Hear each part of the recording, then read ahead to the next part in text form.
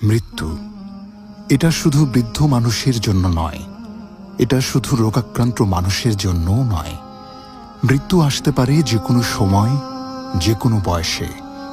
কখনো 3 মাসের শিশু, কখনো তরতাজা যুবক, আবার কখনো শতবর্ষের বৃদ্ধ।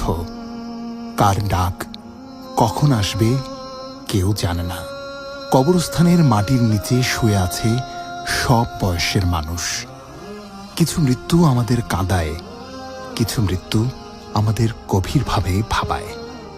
প্রতিটি মৃত্যুই আমাদের চোখে আঙুল দিয়ে দেখিয়ে দেয় এই জীবন অতি ক্ষণিক। যাদের আমরা ভালোবাসি অনেকেই চলে গেছেন, আর একদিন আমরাও চলে যাব।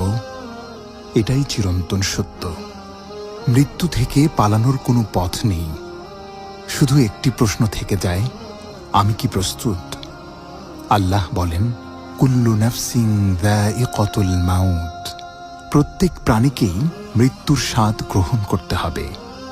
সূরা আলে ইমরান আয়াত 185।